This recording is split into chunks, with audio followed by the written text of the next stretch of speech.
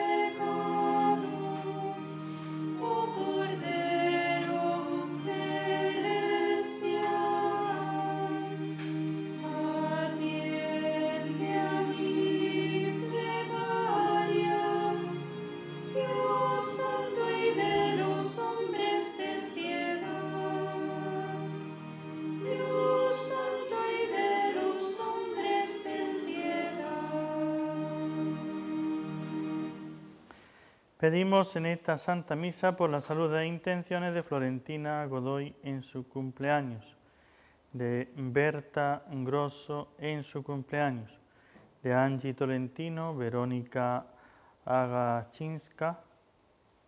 En acción de gracias por la salud de Josefa Vidal y también pedimos por el eterno descanso de Carmen Silva Redonda Álvarez y de Ana María Rivera. En el nombre del Padre, y del Hijo, y del Espíritu Santo. Amén. La gracia de nuestro Señor Jesucristo, el amor del Padre y la comunión del Espíritu Santo estén con todos vosotros. Y con tu espíritu. Hermanos, para celebrar dignamente estos sagrados misterios, reconozcamos nuestros pecados.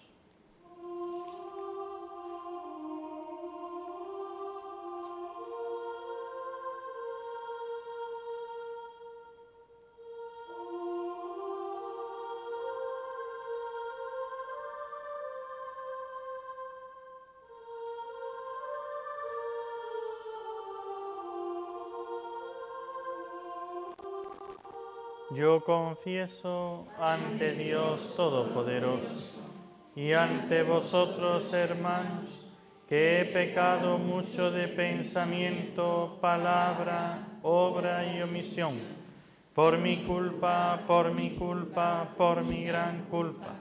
Por eso ruego a Santa María, siempre Virgen, a los ángeles, a los santos, y a vosotros, hermanos, que intercedáis por mí ante Dios nuestro Señor.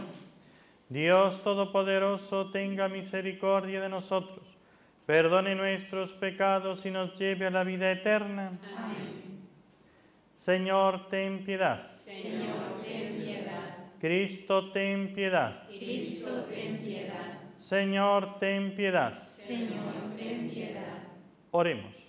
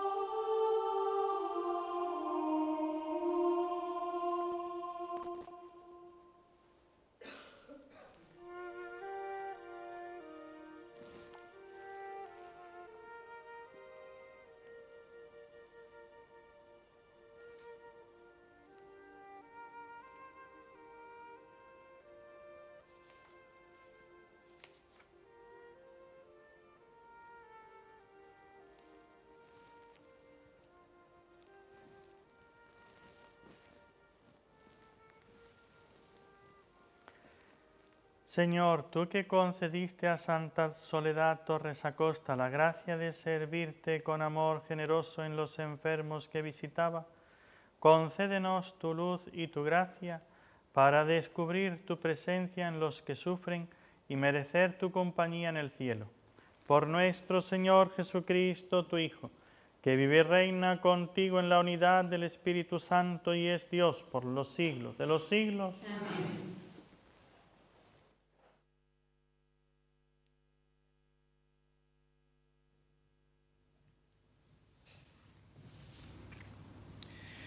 Lectura de la carta del apóstol San Pablo a los Gálatas. Insensatos Gálatas, ¿quién os ha embrujado? Y pensar que ante vuestros ojos presentamos la figura de Jesucristo en la cruz. Contestadme a una sola pregunta. ¿Recibisteis el Espíritu por observar la ley o por haber respondido a la fe? ¿Tan estúpidos sois? Empezasteis por el Espíritu para terminar con la carne. Tantas magníficas experiencias en vano.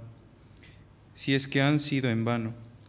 Vamos a ver, cuando Dios os concede el Espíritu y obra prodigios entre vosotros, ¿por qué lo hace? ¿Por qué observáis la ley o por qué respondéis a la fe? Palabra de Dios.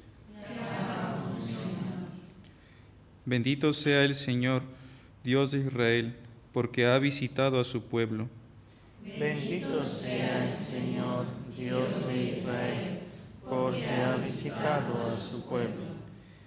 Nos ha suscitado una fuerza de salvación en la casa de David, su siervo, según lo había predicho desde antiguo, por boca de sus santos profetas. Bendito sea el Señor, Dios de Israel, porque ha visitado a su pueblo.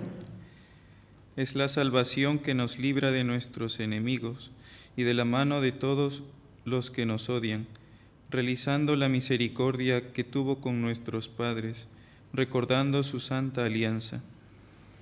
Bendito sea el Señor, Dios de Israel, porque ha visitado a su pueblo. Y el juramento que juró a nuestro padre Abraham, para concedernos que libres de temor, arrancados de la mano de los enemigos, le sirvamos con santidad y justicia en su presencia todos nuestros días. Bendito sea el Señor, Dios de Israel, porque ha visitado a su pueblo. Aleluya. Ábrenos el corazón, Señor, para que aceptemos las palabras de tu Hijo. Aleluya.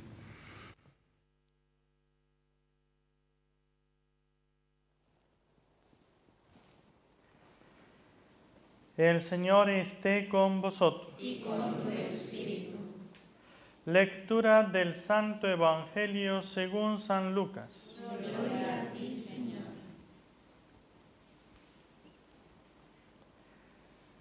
Si alguno, en aquel tiempo dijo Jesús a los discípulos, si alguno de vosotros tiene un amigo y viene durante la medianoche para decirle, amigo, préstame 3 panes, pues uno de mis amigos ha venido de viaje y no tengo nada que ofrecerle. Y desde dentro el otro le responde, no me molestes, la puerta está cerrada, mis niños y yo estamos acostados, no puedo levantarme para dártelos. Si el otro insiste llamando, yo os digo que si no se levanta y se los da por ser amigo suyo, al menos por la importunidad se levantará y le dará cuanto necesite. Pues así os digo a vosotros, pedid y se os dará, buscad y hallaréis, llamad y se os abrirá, porque quien pide recibe, quien busca halla y al que llama se le abre. ¿Qué padre entre vosotros cuando el hijo le pide pan le dará una piedra? ¿O si le pide un pez le dará una serpiente? ¿O si le pide un huevo le dará un escorpión? Si vosotros pues que sois malos sabéis dar cosas buenas a vuestros hijos, ¿cuánto más vuestro Padre Celestial dará el Espíritu Santo a los que se lo piden. Palabra del Señor. Gloria a ti, Señor Jesús.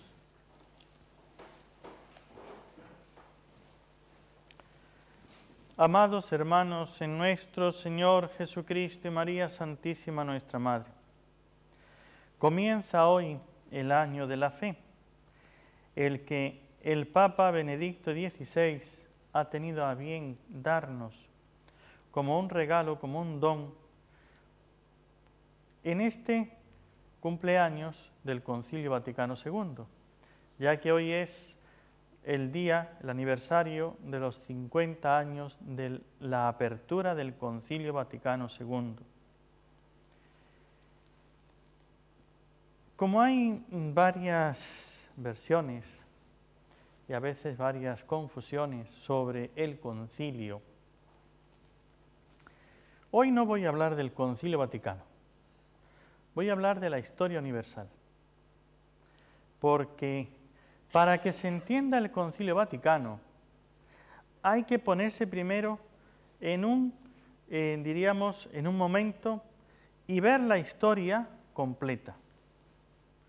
Si miramos al Concilio Vaticano y a lo que sucede después, y un antes y un después, algunos se pueden confundir bastante, pensando que esto ya no, ahora ya esto de una manera, antes era así, ahora ya de otra manera, ya eso no, allá es así, y con eso perdemos un poco la noción. Si miramos la historia universal, la historia de la humanidad tiene un punto, un eje, un centro, que divide toda la historia en un antes y un después. Se llama Jesucristo. Todo lo que sucedió antes de Jesucristo es preparando la venida de Jesucristo. Y todo lo que sucedió y lo que suceda después tiene ese punto, ese centro, ese eje, y no va a cambiar. Es la venida del Hijo de Dios, y el Hijo de Dios ha marcado la historia. Y a partir de ahí, todo hay que entenderlo desde el Hijo de Dios. No se puede entender desde otro punto de vista. Es perder la noción de la historia del tiempo y de los hombres. Ahora vámonos al Antiguo Testamento. Ay, padre, pues sí que eso a usted lejos. Pues no me voy al Antiguo Testamento, me voy todavía al principio, a Adán. Si ustedes se dan cuenta, la religiosidad de Adán es muy distinta de la de todos los demás. Porque si leemos el Génesis, las primeras palabras, resulta que Adán no tenía fe en Dios. ¿Que no? No. ¿Por qué? Porque Adán veía a Dios. Y el que ve no tiene fe, tiene visión, que es otra cosa, y es más. Adán, antes del pecado, dice el Génesis que veía a Dios cara a cara. Entonces, la religiosidad, el culto, la manera de servir a Dios, de obedecerle y de agradarle, era distinta de antes del pecado a todo lo que vino después. Porque precisamente fue el pecado el que hizo que Adán dejara de ver a Dios. Y empezara entonces, como ya no tenía la visión, a vivir de fe. Pero la fe como que desaparece, siempre queda, siempre hay. Y viene entonces el hombre que realmente, donde se apoya la fe, y a partir de entonces es el modelo de la fe, Abraham. Abraham es el hombre de la fe, el padre de los creyentes, de todos los creyentes. Dios va preparando la venida de Jesucristo, la salvación de los hombres, pero no es que cierra una cosa, eso ya, lo anterior ya hay que romperlo, ya no sirve para nada. Lo anterior es una preparación para lo siguiente. Si yo no entiendo lo anterior, no voy a entender lo siguiente. Si lo vemos en la vida de cualquier persona, pues si quieres entender a una persona, tienes que empezar por conocer su infancia. Porque muchas veces las personas obran de una manera y no sabemos por qué se porta de esa manera, Pero si nos metemos en su infancia, claro, es que él ha tenido esta infancia. Y por el trato que ha tenido, por la familia con la que ha estado, por las circunstancias, el ambiente, la educación, todo eso de la infancia es importante para entender a la persona. Pero con todas esas circunstancias no entendemos a la persona todavía, porque cada uno va tomando en cada momento una actitud, un comportamiento que él libremente elige, pero sí que me aclara muchas cosas y sí que me da la clave de otras. Entonces, la vida de la persona, para poder entender a ese hombre, a esa mujer, hay que conocer su ambiente, su pasado, su familia, su formación, su cultura, sus problemas y sus éxitos. Y de esta manera podemos entender mucho mejor la trayectoria de la persona. Y vemos que actualmente cada persona no está libre de su pasado. Su pasado le ha marcado. Su pasado le ha dejado una huella. Pues eso es lo que pasa en la iglesia. No pensemos que la iglesia es otra cosa muy distinta de lo que somos cada uno de nosotros. Nosotros somos iglesia. Pero hay momentos en la vida de cada uno de las personas en que la vida da un cambio cuando la persona es la misma. Yo soy el mismo, pero cambié bastante el día de mi ordenación sacerdotal. Una persona es la misma, pero cambia bastante el día de su matrimonio. O el día en que empieza a trabajar y ya deja de estudiar y comienza otro estilo de vida distinto. La persona es la misma, pero su actividad, su forma de desarrollarse, de pensar, de todo, produce una forma, un modo diferente. Y la persona es la misma. Eso es lo que ha ido ocurriendo a lo largo de la historia de la humanidad con la venida de Abraham. Luego tiene otro momento muy importante la historia, que es Moisés. Entre Abraham y Moisés ocurren muchos acontecimientos importantes, como es la historia de José, por ejemplo, Isaac y Jacob. Cuando Jacob va con sus hijos a Egipto y José está allí y entran en la tierra, es un momento. Después vienen esos 300 años hasta que venga después Moisés, y entonces cambia otra vez la historia del pueblo de Israel. Todos esos cambios, Dios es el mismo, Dios ama al pueblo, pero Dios va preparando al pueblo para que llegue el momento de la venida de su Hijo. Si lo miramos como el pueblo que nace niño, que empieza a crecer, si ustedes estudian a una persona, verán que tiene las mismas costumbres, manías o virtudes que tenía de niño, pero de niño lo manifestaba como niño, de joven como joven y de adulto como adulto. Hay otras cosas donde se va perfeccionando, se va mejorando y va cambiando, y ya no es lo que era de niño. Claro, todos de niños fuimos un poco llorones, o un bastante llorones. Ya de adultos, pues no sé si seguimos siendo llorones, ¿no? Pero hemos cambiado. Ya no lloramos como el niño por cualquier pequeñez. Ahora son cosas mucho más serias y importantes. Quiere decir que yo ya, eso de niños, yo ya no tengo nada que ver con eso. Sí, totalmente. Eso es parte de mi vida. Y eso es algo que me ayuda para el presente y me explica lo que me está sucediendo ahora. Pues en la historia de la Iglesia ocurre lo mismo. Desde que viene Jesucristo y funda la Iglesia tiene distintas etapas, porque aquella primera Iglesia de los apóstoles, perdónenme, pero ya no existe, que es la vida del niño. La vida del niño se le cuida, se le da de todo, su religiosidad es muy distinta, la del niño que la del adulto. A él le ponemos que rece sus oraciones, pero él todavía no tiene esa responsabilidad para decir, yo tengo que hacer esto, tengo que hacer lo otro. Hay ciertas cosas donde no se le puede exigir, pero depende de los adultos que le enseñemos, es domingo, hay que ir a misa, vámonos, hay que prepararlo, tienes que estudiar el catecismo, estudia para que hagas la comunión, tienes que ir a confesarte, y hay que estar diciéndole todo. Y él se deja llevar, va haciendo lo que le dicen, y cuando hace lo que le dicen y lo hace a su manera de niño, lo hace como él sabe hacerlo, bien como él lo está haciendo bien, esa es su religiosidad, y no hay que esperar más. Hay que dejar que crezca, después ya vendrán otras cosas.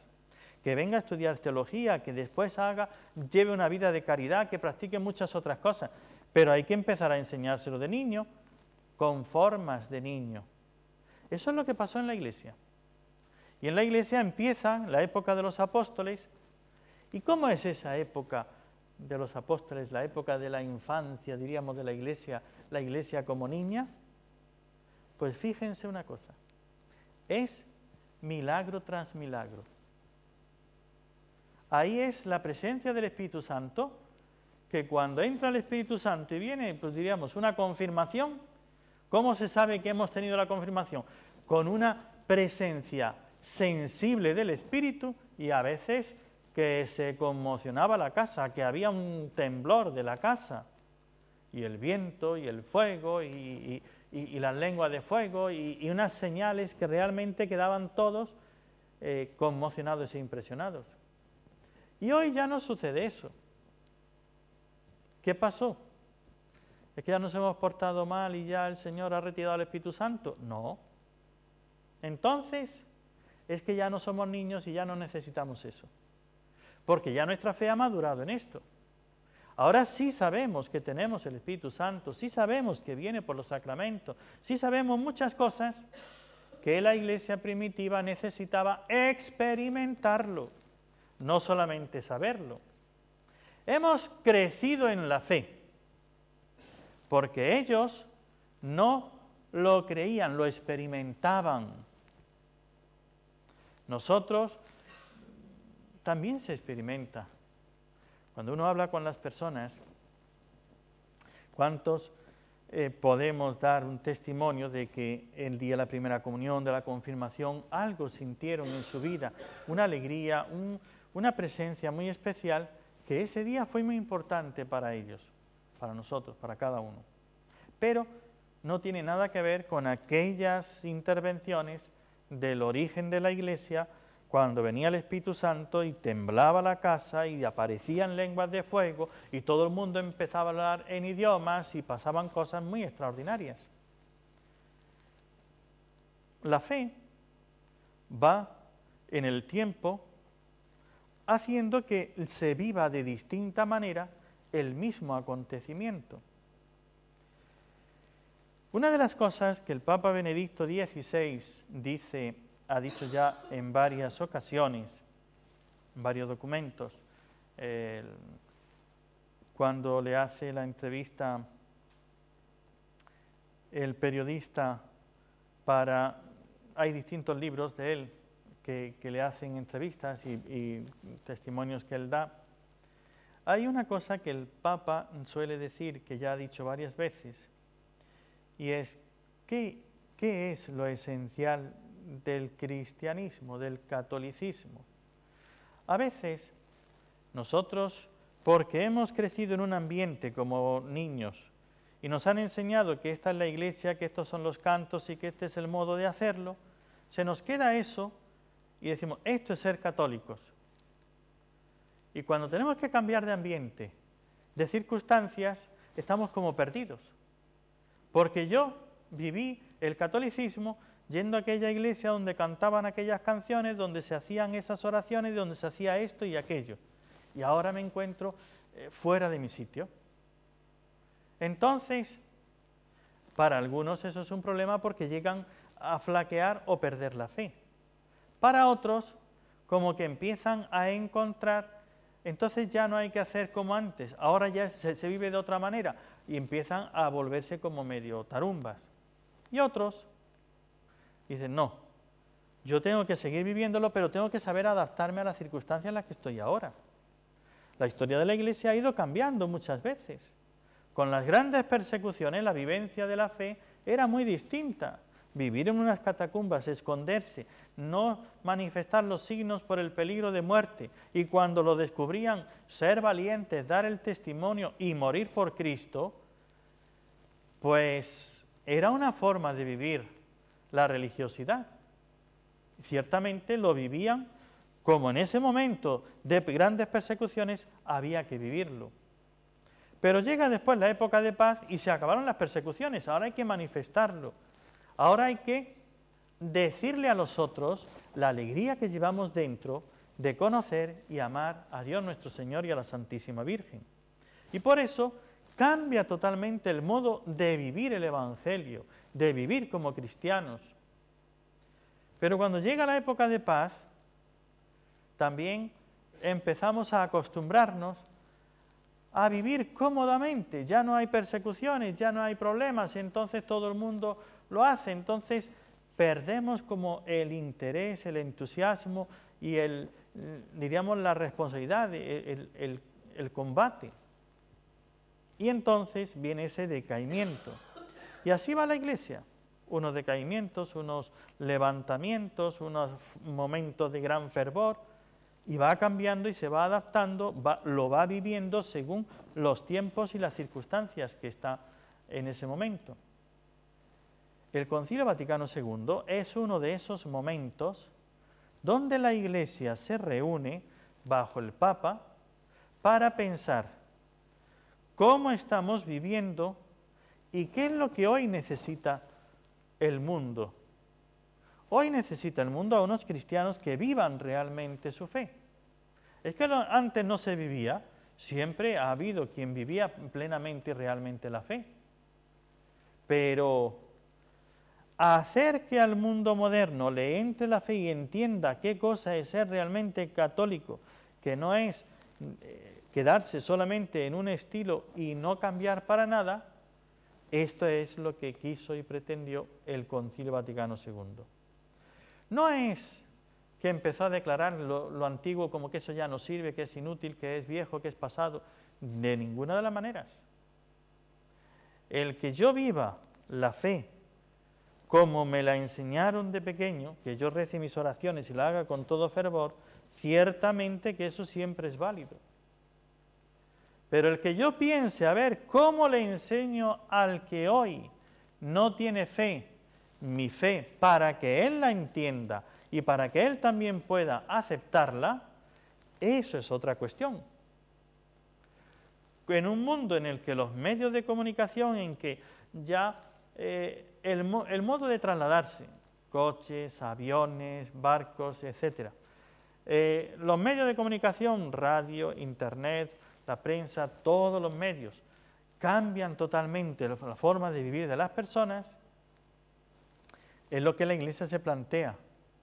¿Podemos seguir de esta manera o tenemos que también nosotros cambiar al ritmo del mundo, sin adaptarnos al mundo, dejando la fe para meternos en el mundo y perder la fe, sino introducirnos en el mundo para introducir la fe, sin dejar nuestra fe ni cambiar en nada? Y ahí es donde el concilio hace, diríamos, su labor, su proceso de adaptación de la fe, que no es cambiar la fe, que para nada es destruir lo que antes existía. Aunque algunos se quedan, y eso siempre ocurre. Cuando ese es el problema de los que, por ejemplo, se casan y adquieren un nuevo estado de vida y siguen con las costumbres de antes. Siguen con los amigos, con sus partidos de fútbol, con sus cosas de soltero, y entonces ya tienen una vida en que ni se termina de adaptar a la nueva vida de matrimonio, de familia, ni sabe cómo llevar ahora el momento, porque no quiere dejar de hacer lo que antes hacía, y entonces se encuentra como desestabilizado. Ni contenta a los amigos, ni contenta a la esposa, porque no se ha adaptado. todavía no sabe cómo vivirlo, ese todavía necesita una ayuda más para que sepa lo que es esencial y tiene que conservar y lo que tiene que dejar sin que eso implique desprecio de lo anterior. Esto es lo que en la Iglesia también ocurre. Lo que nos ocurre a nosotros a nivel personal, ocurre a la Iglesia a nivel comunitario. Y esos periodos de adaptación, pues siempre son adaptación, complicación, ¿verdad? Siempre son un momento delicado en la vida de la persona y de la comunidad.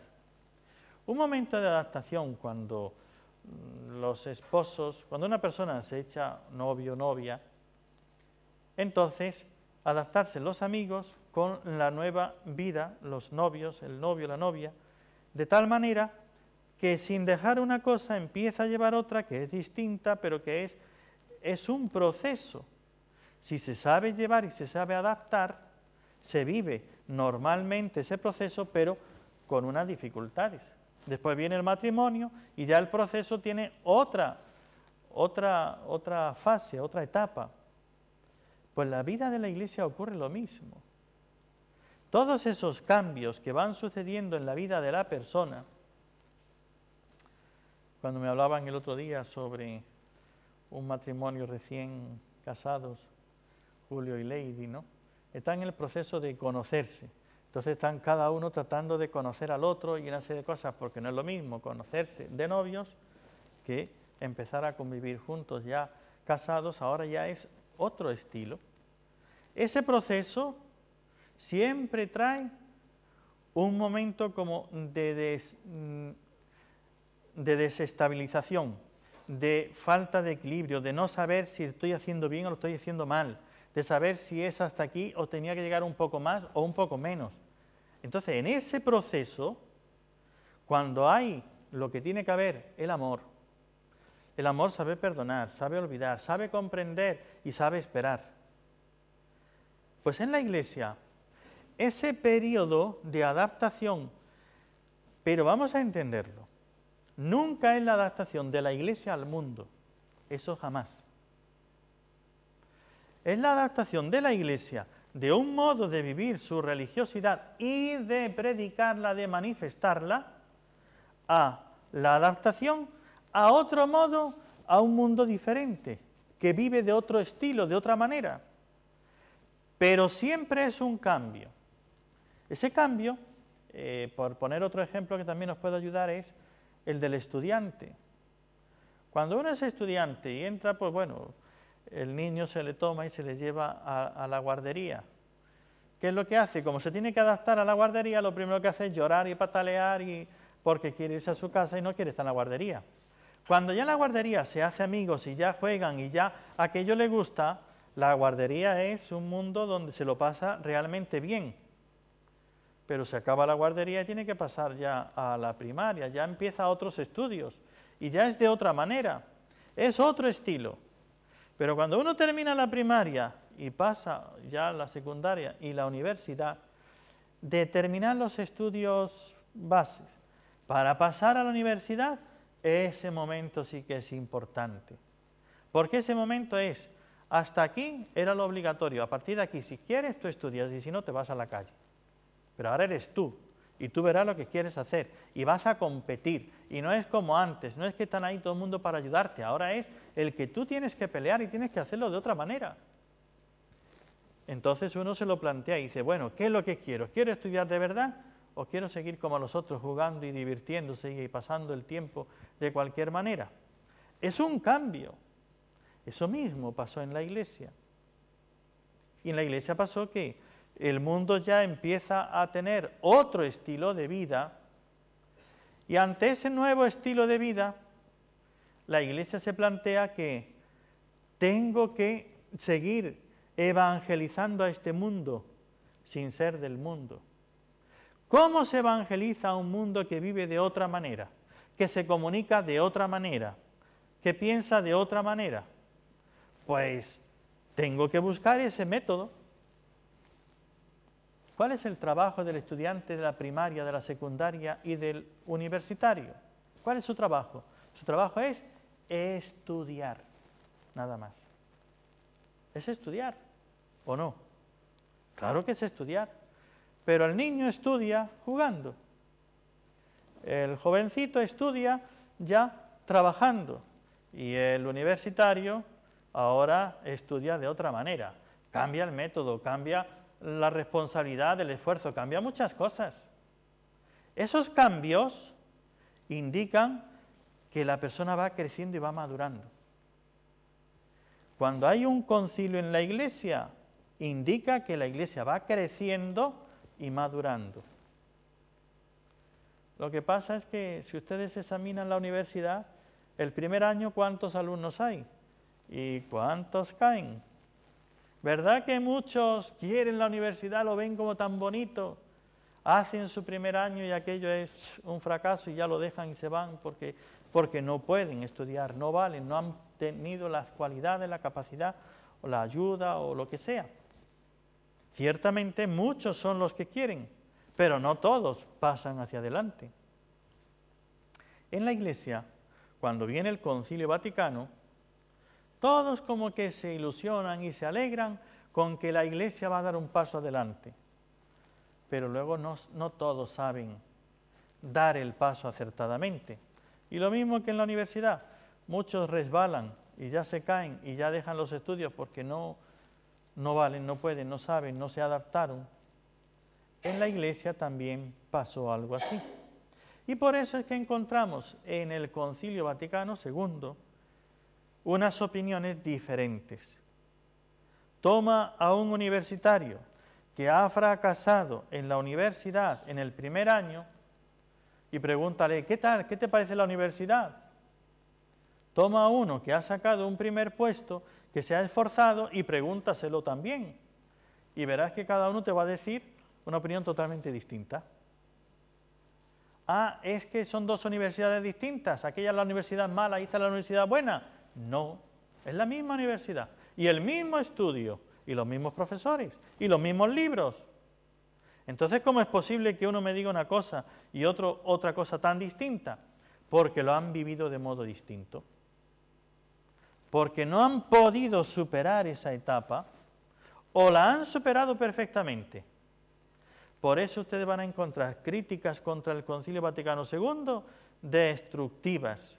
Eso es, la Iglesia ya cortó con toda la historia, la Iglesia ya ha caído en la herejía, ya la Iglesia está perdida, eso ya dejó de ser Iglesia, esto antiguo es lo que vale y esto antiguo es lo que se queda y nada más. Y ahí quedó la Iglesia, ya esto demás es un error. Esos son los que no han sabido entender.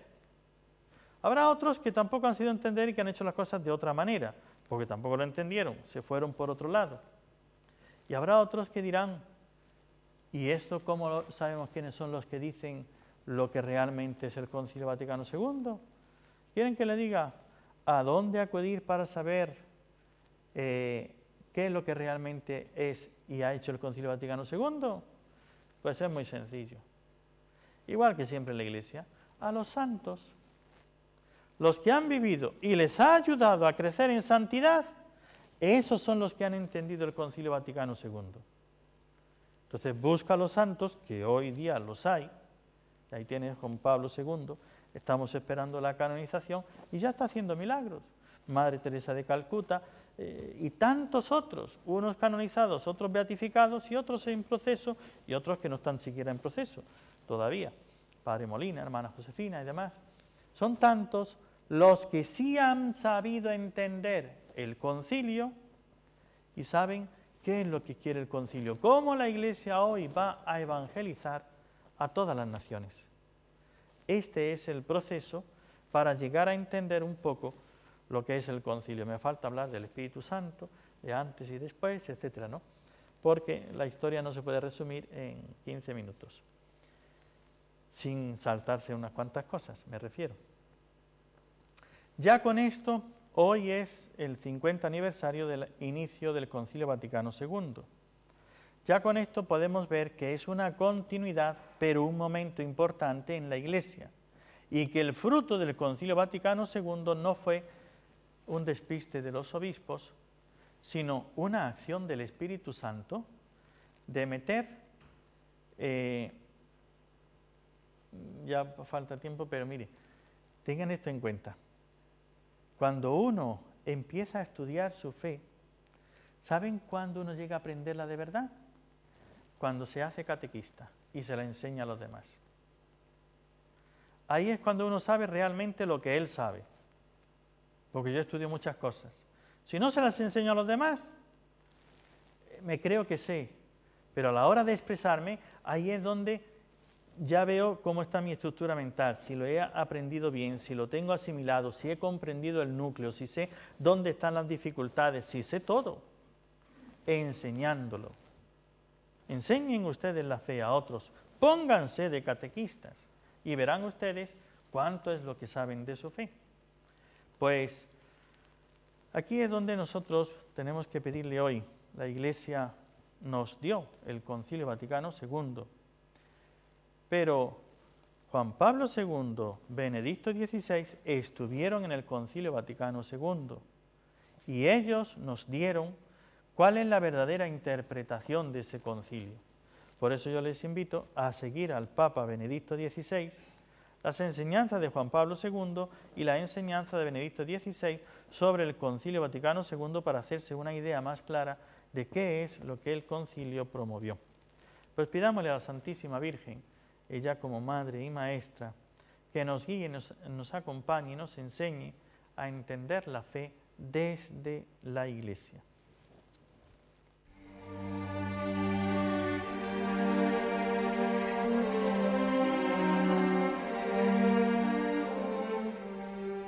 Reflexionemos brevemente sobre el Evangelio que acabamos de escuchar. Pensemos en la aplicación práctica de este Evangelio a nuestra propia vida.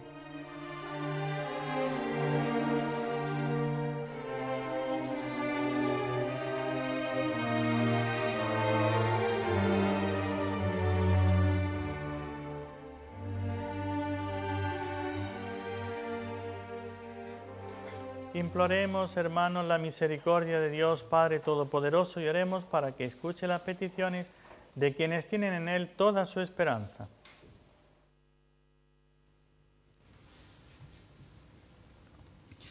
Por los obispos, sacerdotes y religiosos de la Santa Iglesia, para que correspondan a su ministerio con una vida santa, roguemos al Señor. Por la paz entre las naciones y el progreso de todos los pueblos, roguemos al Señor. Te rogamos, oh Dios. Por los enfermos, los impedidos, los ancianos y cuantos no han podido venir a nuestra celebración, para que presentes en espíritu obtengan los bienes de Dios, roguemos al Señor. Te rogamos, oh Dios. Por esta asamblea reunida en el nombre de Cristo, para que crezca en la fe, en la esperanza y en el amor a Dios y a los hombres, roguemos al Señor. Te rogamos, oh Dios. Por nuestros enfermos, roguemos al Señor. Te rogamos, oh Dios. Por nuestros bienhechores vivos y difuntos, roguemos al Señor. Te rogamos, oh Dios. Por nuestros difuntos, roguemos al Señor. Te rogamos, oh Dios. Ayuda, Dios de bondad, a tu Iglesia con tu constante misericordia, para que en medio de las dificultades de este mundo se alegre con tus beneficios en la tierra y alcance los dones del reino futuro. Por Jesucristo nuestro Señor. Amén.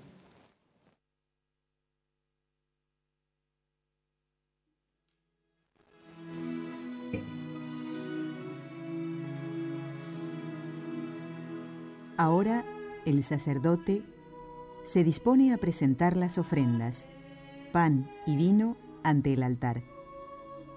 El pan y el vino, fruto de la tierra y el trabajo de los hombres, se convertirán, después de la consagración, en el cuerpo y en la sangre del Señor.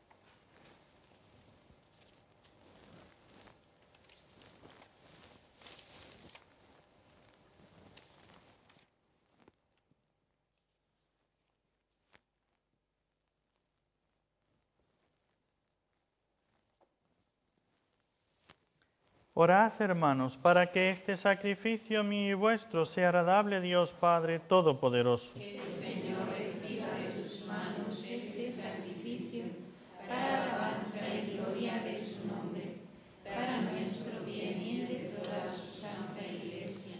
Señor, te proclamamos admirable en tu Virgen Santa Soledad Torres Acosta, y humildemente rogamos a tu divina majestad que, así como te complaces en los méritos de esta Virgen, aceptes igualmente complacido el culto que tu pueblo te tributa. Por Jesucristo nuestro Señor. Amén.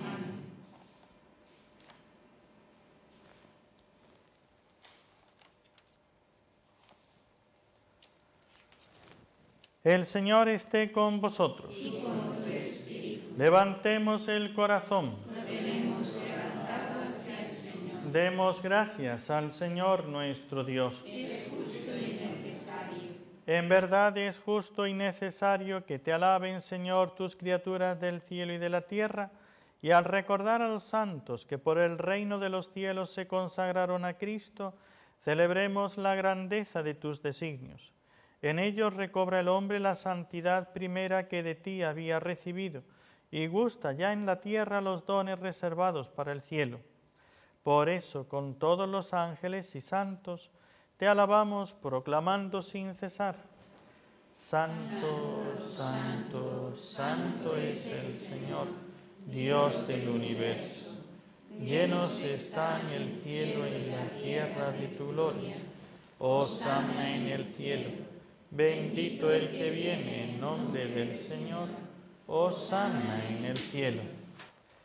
Padre misericordioso, te pedimos humildemente por Jesucristo, tu Hijo nuestro Señor, que aceptes y bendigas estos dones, este sacrificio santo y puro que te ofrecemos, ante todo por tu Iglesia santa y católica, para que le concedas la paz, la protejas, la congregues en la unidad y la gobiernes en el mundo entero, con tu servidor el Papa Benedicto XVI, con nuestro arzobispo el Cardenal Luis, y todos los demás obispos que, fieles a la verdad, promueven la fe católica y apostólica.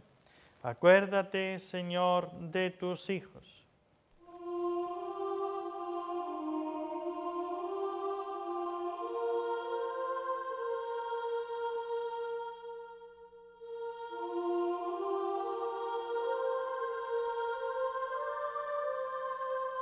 Y de todos los aquí reunidos, cuya fe y entrega bien conoces, por ellos y todos los suyos, por el perdón de sus pecados y la salvación que esperan, te ofrecemos, y ellos mismos te ofrecen, este sacrificio de alabanza a ti, eterno Dios, vivo y verdadero.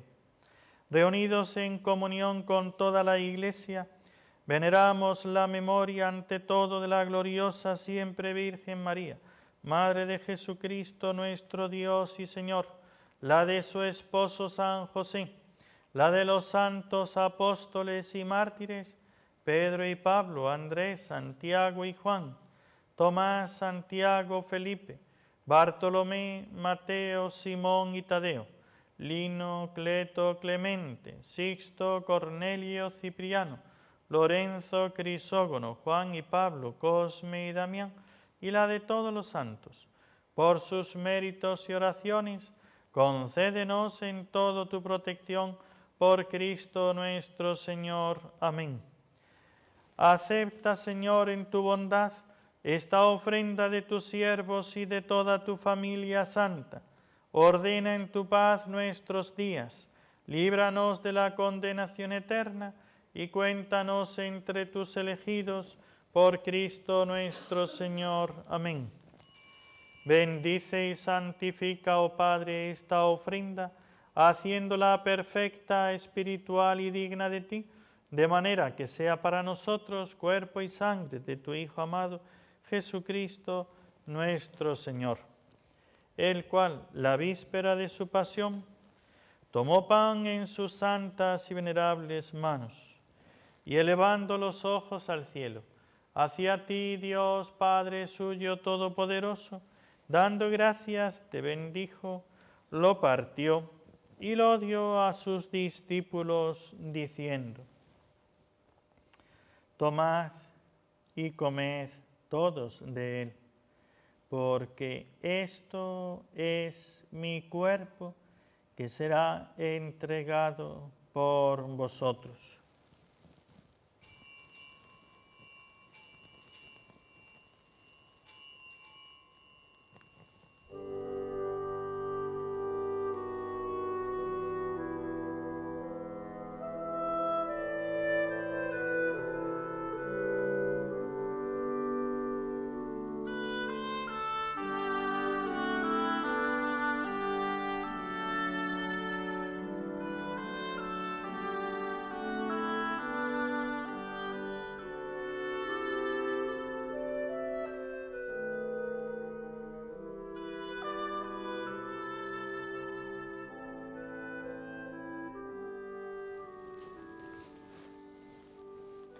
Del mismo modo, acabada la cena, tomó este cáliz glorioso en sus santas y venerables manos.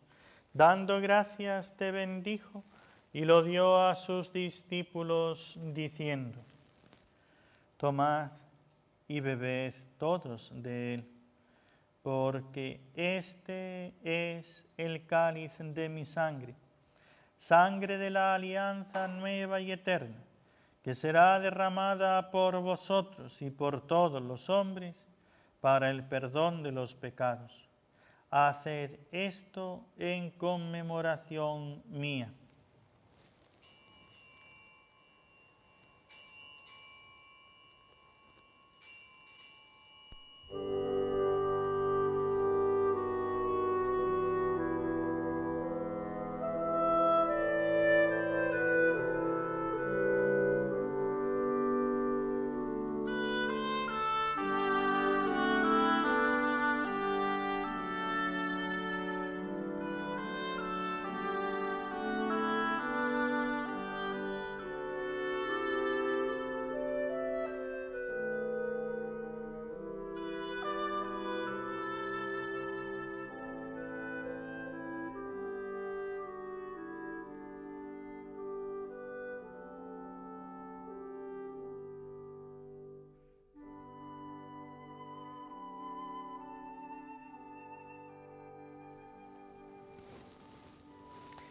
Este es el sacramento de nuestra fe. Anunciamos tu muerte y proclamamos tu resurrección. Ven, Señor Jesús.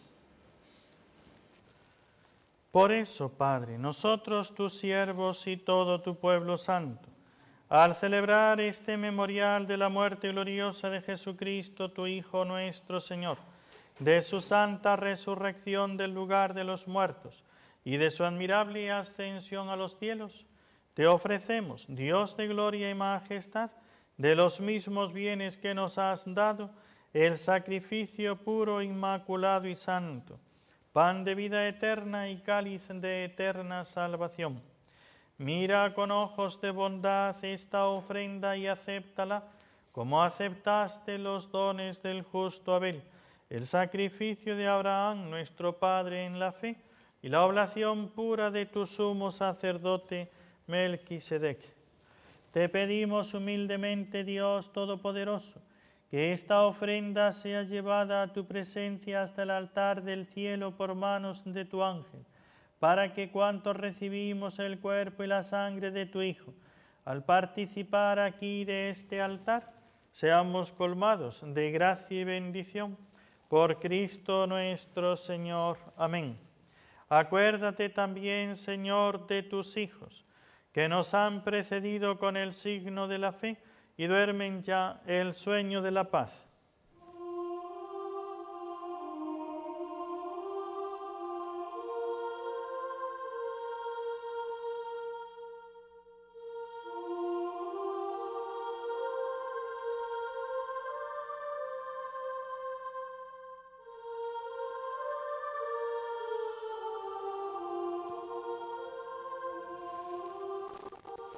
A ellos, Señor, y a cuantos descansan en Cristo, concédeles el lugar del consuelo, de la luz y de la paz, por Cristo nuestro Señor. Amén.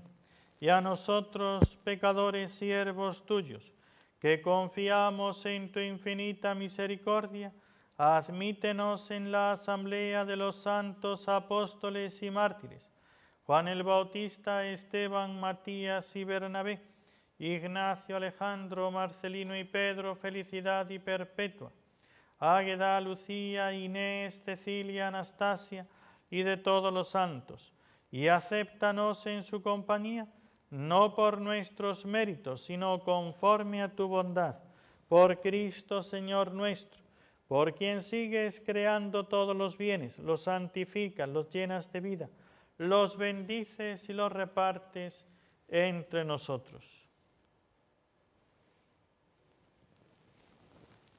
Por Cristo, con Él y en Él, a ti Dios Padre Omnipotente, en la unidad del Espíritu Santo, todo honor y toda gloria por los siglos de los siglos. Amén.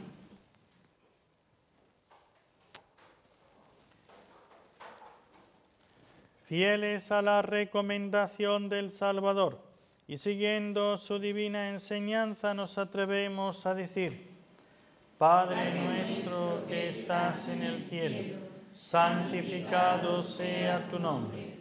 Venga a nosotros tu reino. Hágase tu voluntad en la tierra como en el cielo. Danos hoy nuestro pan de cada día. Perdona nuestras ofensas, como también nosotros perdonamos a los que nos ofenden. No nos dejes caer en la tentación y líbranos del mal. Amén.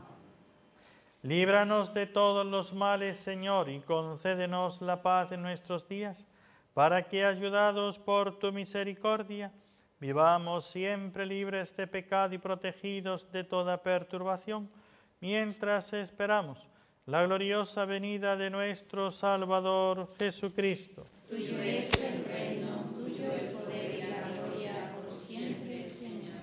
Señor Jesucristo, que dijiste a tus apóstoles: la paz os dejo, mi paz os doy. No tengas en cuenta nuestros pecados, sino la fe de tu Iglesia, y conforme a tu palabra concédele la paz y la unidad. Tú que vives y reinas por los siglos de los siglos. Amén. La paz del Señor esté siempre con vosotros. Y con tu espíritu. Daos fraternalmente la paz. La paz contigo.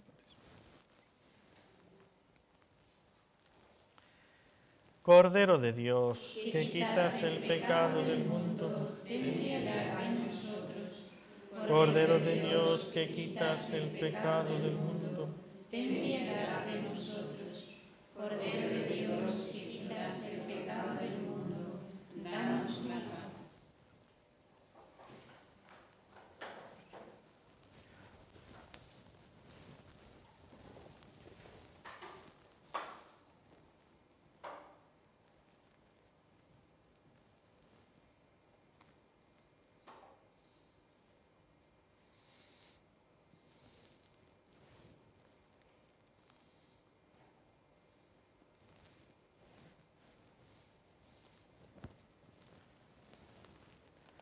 Este es el Cordero de Dios que quita el pecado del mundo. Dichosos los invitados a la cena del Señor. Señor, no soy digno de que entres en mi casa, pero una palabra tuya bastará para sanarme.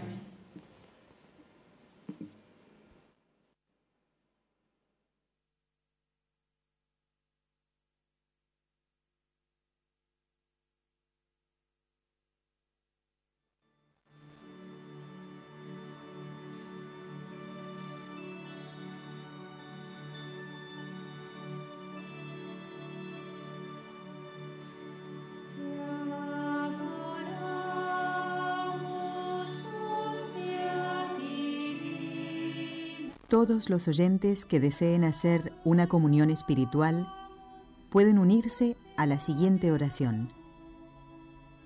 Creo, Señor Jesús, que estás presente en el Santísimo Sacramento. Me pesa de verdad haberte ofendido. Te amo sobre todas las cosas y deseo con ardor recibirte. Pero ya que no puedo hacerlo ahora sacramentalmente, ven al menos espiritualmente a mi corazón. Quédate conmigo y no permitas que jamás me aparte de ti.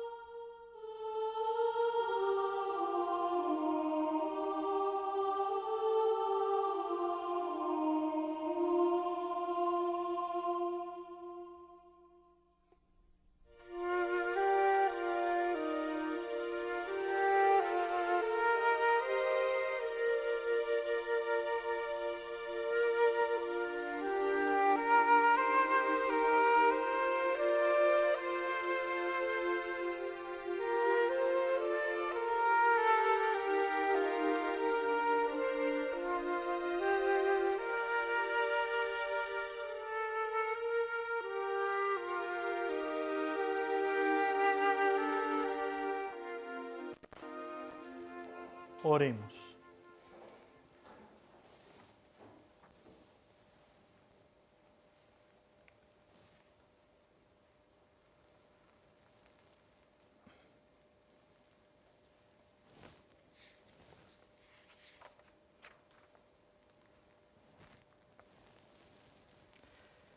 Señor, fortalecidos con tu Eucaristía, te pedimos que a ejemplo de Santa Soledad Torres Acosta, llevemos en nuestro cuerpo la muerte de Cristo y nuestra vida sea un esfuerzo continuo por unirnos cada vez más a ti.